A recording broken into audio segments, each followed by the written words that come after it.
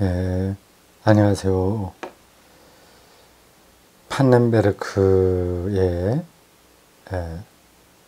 책을 이제 강독합니다.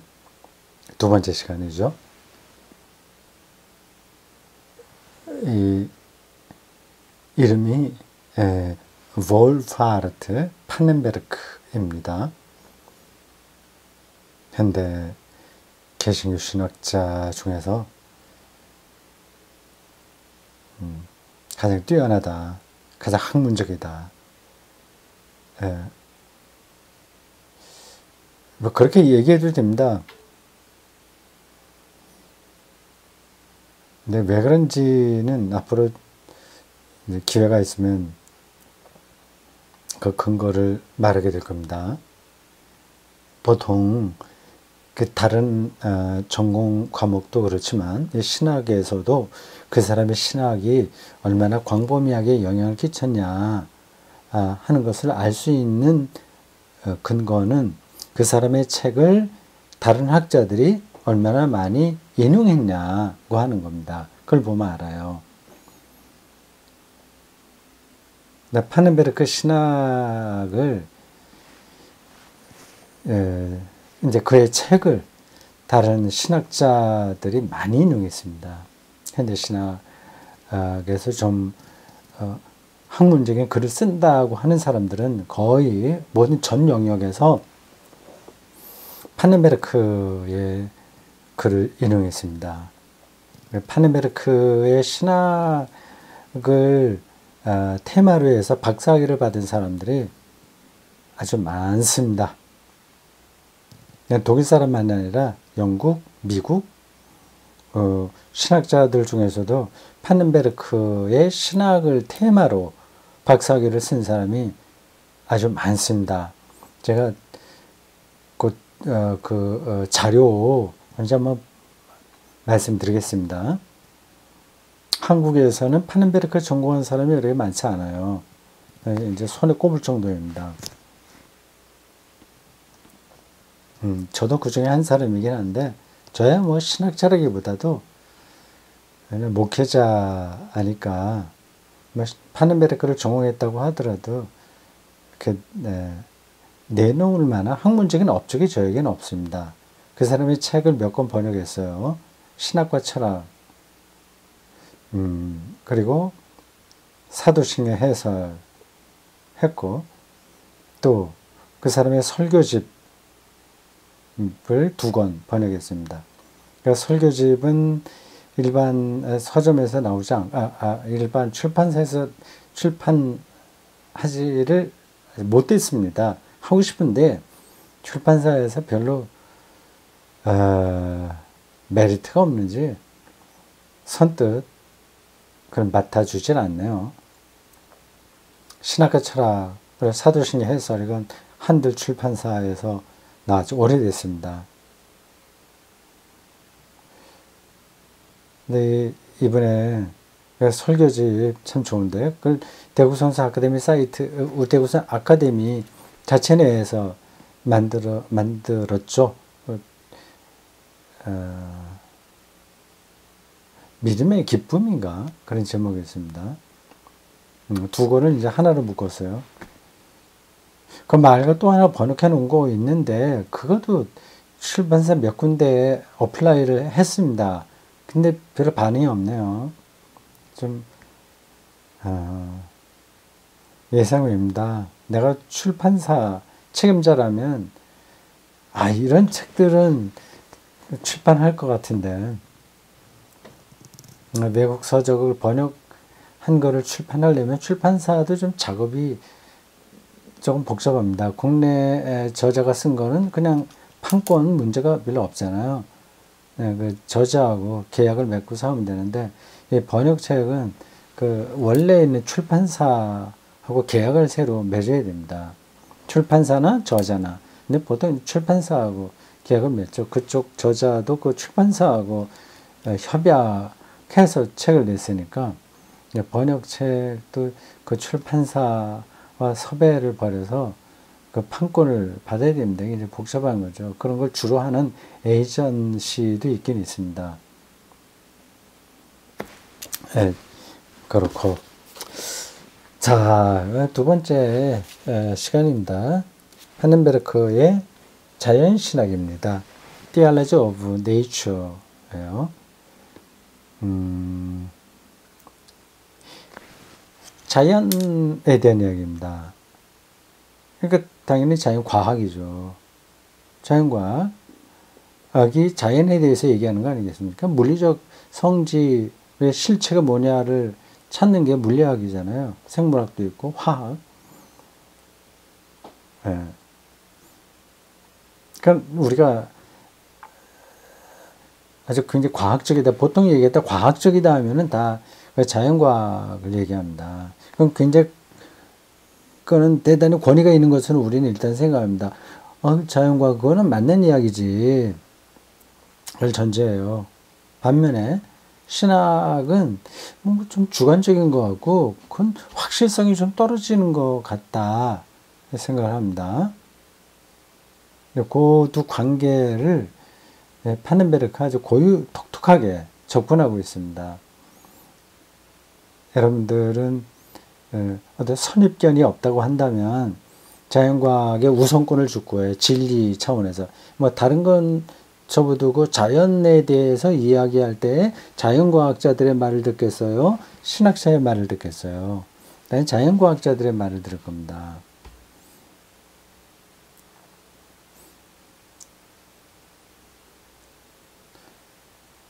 파넨베르크가 이제 거기에 반기를 드는 거죠. 반기라고 해야 될지는 모르겠습니다. 정당한 질문을 하는 거죠. 자, 그렇고 좀 읽어보겠습니다.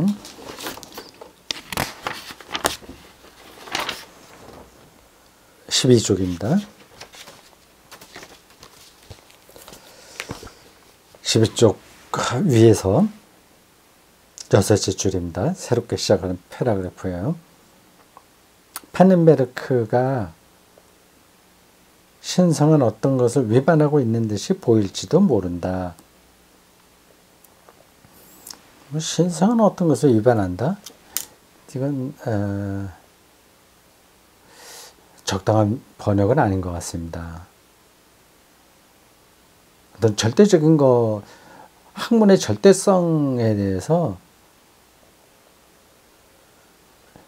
절대성하고는 좀 다른 거를 얘기하는 것 같다. 그런 뜻일 겁니다. 그러니까 신성하다고 하는 게 우리는 보통 뭐 종교적인 것, 거룩한 것, 신성한 거, 뭐 보통 어떤 뜻인지는 들어오지 않습니까? 근데 그런 차원은 아니고요. 신성한 것은 학문적으로 검증받아서 거의 신성화된 것듯이 보이는 것들하고는 좀 다른 걸 얘기하는 것 같다. 파넨베르크가. 그래 생각을 해야 되겠죠. 원서가 있으면 참 이럴 땐 대조해서 보면 좋은데 없습니다. 소위 말해 두 문화의 등장 이후 이 두 문화는 이제 두 가지 문화예요. 그냥 과학, 자연과학을 얘기하고 하나 신학을 얘기하고 그거 아닐까요? 정확하게는 잘 모르겠습니다. 좀 더 가봅시다. 두 문화의 등장 이후 서구적 지성은 그 맞는 것 같아요. 과학적인 것과 이제 종교적인 것 이걸 두 문화라고 얘기합니다. 이런 책을 읽을 때 이건 중역이라고 그랬죠. 미안합니다. 요거는 이제 편집자가 쓴 거기 때문에 중역이 아니죠. 영어에서 그냥 번역한 겁니다. 조금 뒤에 나가면 파넨베르크의 글을 영역한 그 텍스트를 이 박일준 선생이 다시 우리말로 번역한 거예요. 중역을 한 거예요. 두 번에 걸쳐서 나온 거라서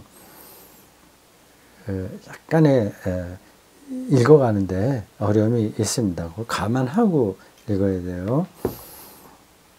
그러니까 이 영역한 사람이 약간 오역할 수 있고 그 영어를 또 우리말로 번역할 때 또 오역할 수도 있습니다. 근데 오역이라고 하는 게 완전히 얼토당토 하지 않은 거를 얘기하는 게 아니라 비슷하게 말을 하는데 그게 틀린 번역이 제법 있어요. 뭐 저도 뭐 번역을 여러 권 하긴 했는데 그런 실수 많죠. 예, 뭐 그런 얘기 있지 않습니까? 예, 번역은 오역의 역사다. 혹은 반역이다. 반대로 번역한다. 예. 두 문화. 네. 등장 이후 서구적 지성은 과학적인 것을 신성한 것으로 앞에서 신성한 어떤 것을 위반하고 있는 듯이 보인다고 할 때 그 신성하다고 하는 거는 뭐 종교적인 것 그런 뜻이 아니라고 제가 말씀드렸죠. 여기 나오는 거예요. 사람들은 과학적인 것을 신성한 것으로 그러니까 절대적인 것으로 여기는 거죠. 이건 굉장히 과학적이야. 기계가 있으니까 맞겠지. 컴퓨터가 있으니까 맞겠지. 스마트폰에 나와. 뭐 이런 식으로 사람들은 생각을 하는 겁니다. 물리학을 이제 절대화하는 거죠.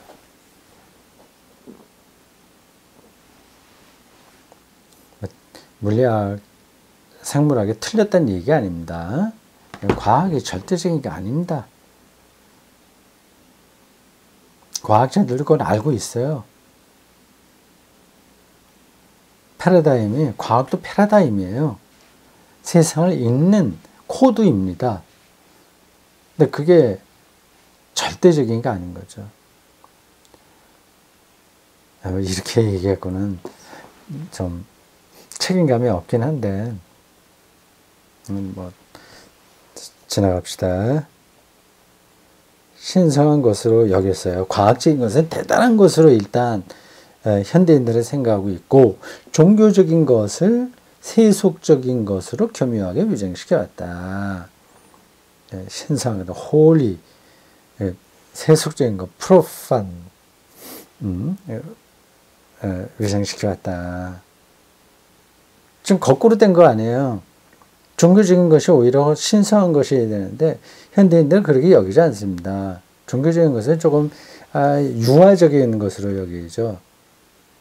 성숙하지 못한 사람들이 저런 종교에 빠져 있다. 그렇게 생각하지 않습니까?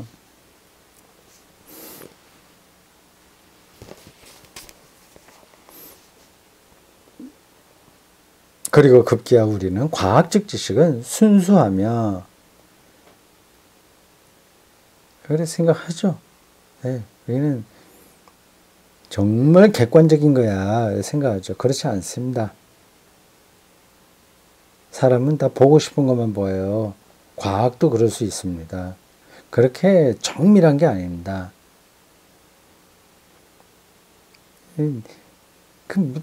좀 말 같지 않다. 과학이 얼마나 정밀한데 1 더하기 1은 2라고 하고 컴퓨터 계산기 하면은 이거는 사람 머리로 하는 것보다 뭐 비교가 안 될 정도로 정확하고 뭐 우리가 이제 일반적으로 알고 있는 거랑 과학적 지식만 보더라도 그거보다 더 정확한 게 어딨냐 생각하겠죠. 물론 대다수는 맞습니다.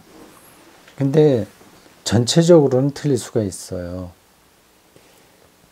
이게 이렇게 말해갖고는 충분하지 않은데, 그건 지금 여기서 다 따라가기는 힘든 겁니다. 그러니까 거기에 얽힌 여러 가지가 이야기가 있어서 그걸 다 말하기 힘들다고 하는 겁니다. 급기야 우리는 과학적인 지식은 순수하며 반면 종교적 지식은 주관적 감정이나 격세 유전적 미신으로 불경하게 오염된 세속적인 것이라고 가정하기에 이르렀다. 현대인들이 이렇게 생각한다는 거죠. 과학 지식은 정말 엄밀해, 객관적이야. 그건 좌우로 치우치지 않아. 인간의 주관성이 개입될 여지가 없어. 생각하는 거죠. 근데 종교적 지식은 우리가 정반대예요. 굉장히 주관적이고요. 격세 유전적 미신, 이렇게 어려운 말을 썼을까 모르겠습니다. 어려운 말을 쓴다고 하더라도 그래도 우리에게 익숙한 그런 걸 쓰면 괜찮습니다. 근데 격세 유전적이라는 말은 잘 안 쓰잖아요. 번역하는 분이 그냥 멋을 내서 번역하는 것 같아요. 근데 그렇게 하지 않아도 되는데, 격세유전적, 시대에 맞지 않는다는 뜻입니다. 모르겠어요. 제가 이런 말들을 다른 사람들은 아주 편안하게 잘 쓰는 건데 제가 몰라서 그런지는 모르겠습니다. 근데 격세유전적 하면 탁 들어오진 않아요. 시대에 좀 뒤떨어진다, 맞지 않다, 이제 격세, 그런 뜻 같습니다. 그럼 미신이 바로 그 시대착오적인 거 아니겠어요? 미신으로서 불경하게 오염된 세속적인 것이라고 가정하기에 이르렀다. 과학적 지식은 합리적이고, 우리 다 그렇게 생각을 하죠.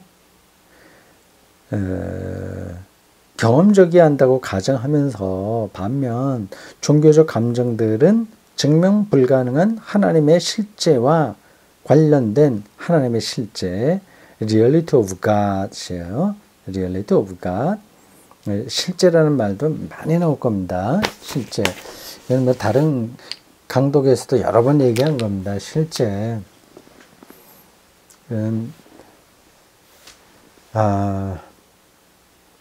과학, 철학, 인문학 이런 데서 자주 쓰이는, 뭐 신학 포함해서요, 자주 쓰이는 단어예요. 리얼리티예요. 리얼리티. 예. 독일어로 Wirklichkeit라고 한다.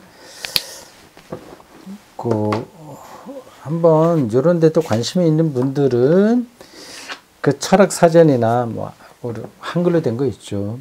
인터넷 사전에도 있을 겁니다. 실제, 리얼리티 한 찾아서 읽어보십시오.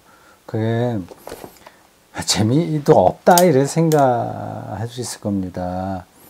우리가 살아가는 데는 별로 크게 이렇게 도움이 될 것 같지 않다 생각할 수 있습니다.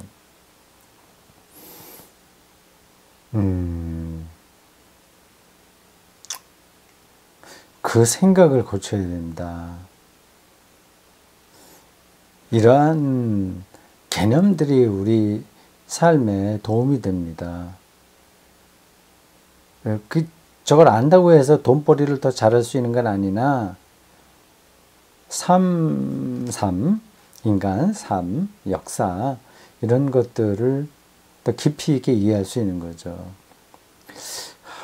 너무 표현이 진부한 건데 잘 전달이 되지 않을 것 같습니다.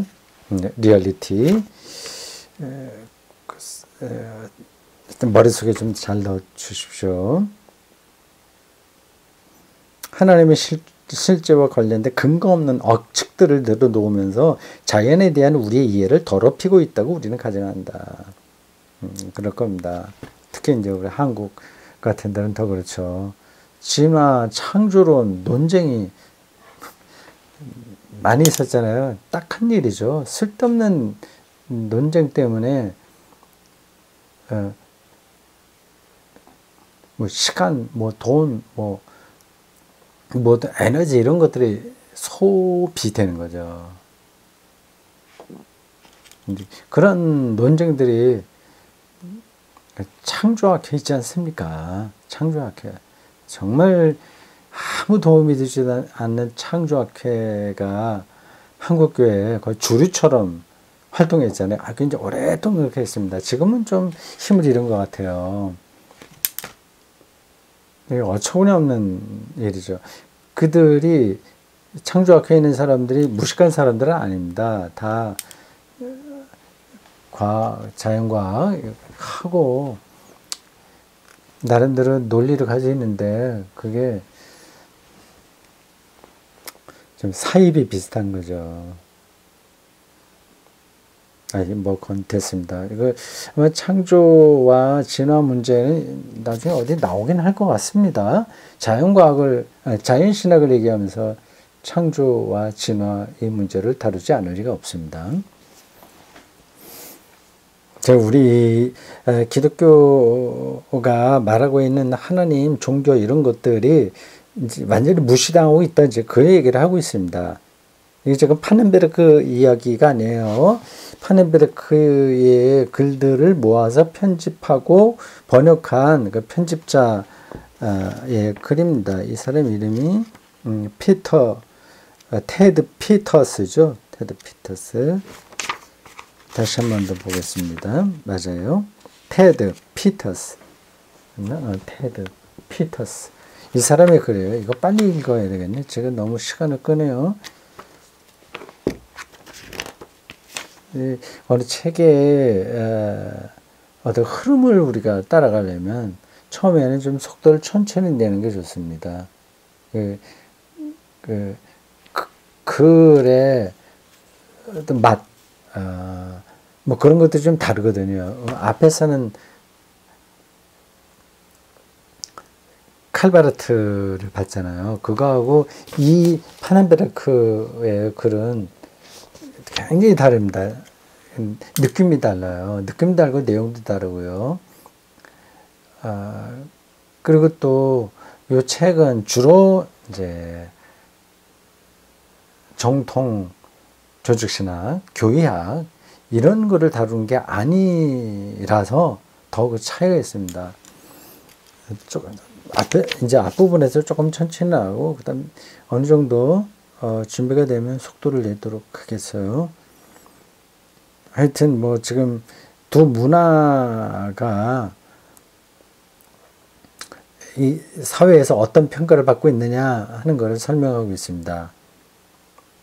학문의 자유는 위센샤프트, 학문의 자유는 과학의 지식으로 건축된 성전에서 신학을 추방할 것을 요구한다. 그렇죠. 더 이상 이제 학문의 세계에서는 신학은 발언권이 없다 얘기하죠. 근데 파넨베르크는 그렇지 않다 그걸 얘기하려고 합니다. 근데 무조건 밀어붙여서 되는 건 아니죠. 그 근거가 있어야 되겠죠. 그게 이제 이 책에 나오게 될 내용입니다. 지난 한 세기 동안 혹은 그 이상 동안 신학자들은 이 금기를 위반하지 않고 오히려 하나님이나 자연 세계와 관련된 물음들을 구렁이 담 넘어가듯 슬쩍 건너뛰면서 자연 이외의 은총을 부여해 줄 수 있는 사제권을 과학계에 양보해 왔다. 그래서 과학에 대해서는 자연과 과학에 대해서는 신학은 더 이상 말하지 말자. 그거는 과학이 알아서 하는 거고 우리는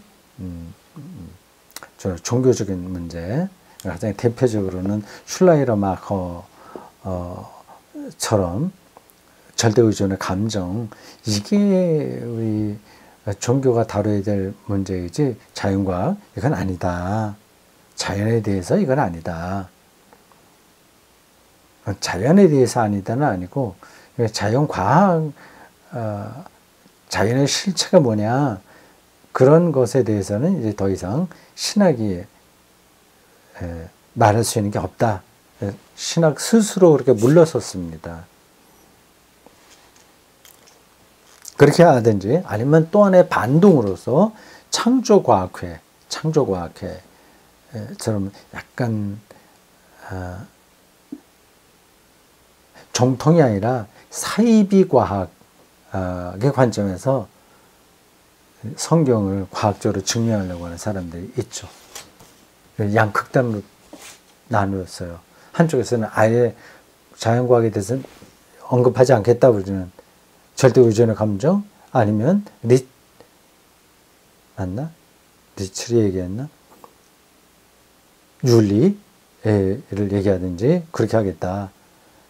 근데 한편으로는 창조과학을 통해서 성경을 과학적으로 증명하겠다. 그렇게 양극단으로 나뉘었습니다. 구렁이 담나가 뭐가다 슬쩍 건너뛰면서 뭐 그렇게 됐다. 그러나 이제 파넨베르크는 달라요. 서구 계몽기 문화가 신성시해 왔던 것을 세속화하려는 듯이 보인다. 계몽기 문화. 계몽기 문화. 그러니까 종교적인 것을 밀어내는 거죠. 계몽주의는. 인간을 계몽시킴으로써 진리를 맛보게 하고 인간다워지고 더 이상 종교의 억압에 있지 않게 하는 거죠.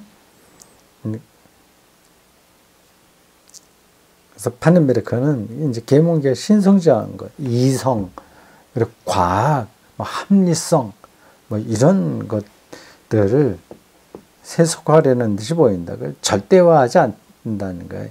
세속화하려는 듯이라고 말하면 적당한 건 아닌데, 신성시한다고 하는 건 절대화한다는 거고, 세속화하려고 하는 것은 상대화한다는 얘기입니다.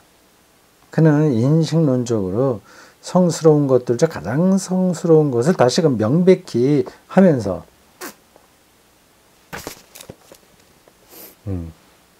하나님에 대한 알매 상실은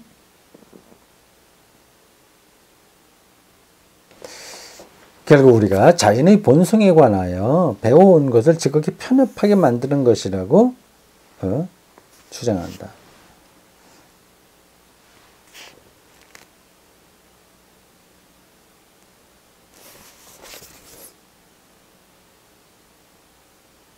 그거 다시 한번 읽어보겠습니다. 그는 인식론적으로 성스러운 것들 중 가장 성스러운 것을 다시금 명백히 하면서 하나님에 대한 알매 상실은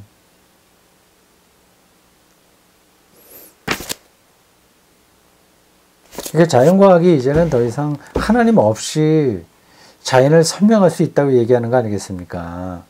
근데 그게 이제 하나님에 대한 알매 상실이라는 거예요. 하나님 없이도 가능하다는 그러한 입장, 하나님에 대한 알매 상실인 거예요. 그것은 결국 우리가 자연의 본성에 관해서 배워온 것을 지극히 편협하게 만드는 것이라고 주장한다.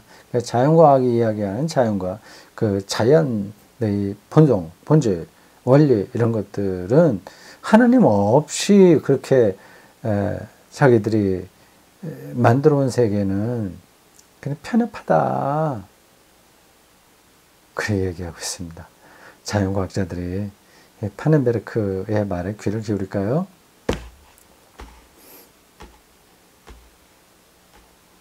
아예 귀를 막고 있는 사람들도 있겠죠. 그러나 귀를 기울이는 사람도 많습니다.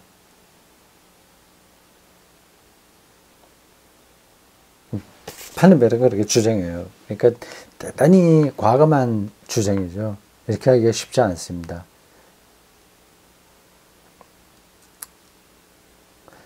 어떤 방식으로 이렇게 이야기를 하는지 알고 싶어요. 재밌을 것 같습니다.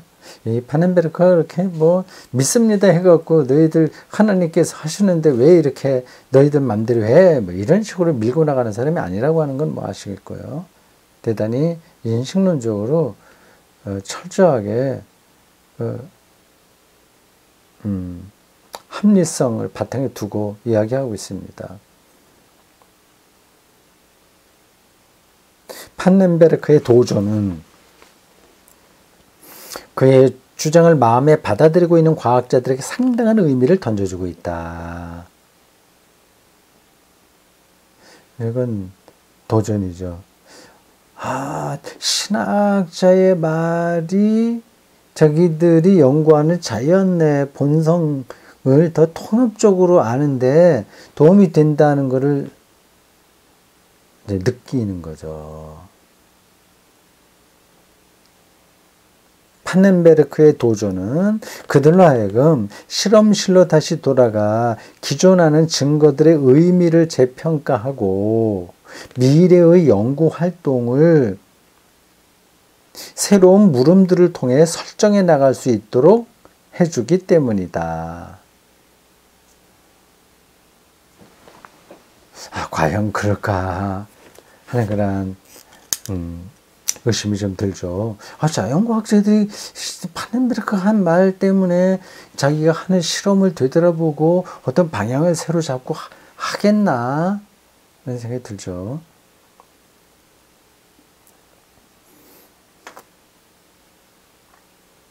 하고 있습니다. 파넨베르크가 그런 작업을 많이 했는데 그 성과가 어떻게 나는지까지는 제가 뭐 다 그런 걸 연구해 보지 않아서 잘 모르겠습니다. 근데 그게 많이 되고 있어요. 그걸 또 해야 됩니다. 우리 하나님이 세계를 창조했다고 하는 사실을 창조과학에 속한 사람들의 말하는 방향과는 다른 의미에서 정말 창조의 문제, 창조신학을 바탕에 두고 있다면 이 하나님이 창조한 세계를 연구하는 자연과학자들에게 신학이 말할 수 있어야 되죠. 내버려 둘 수는 없는 거죠.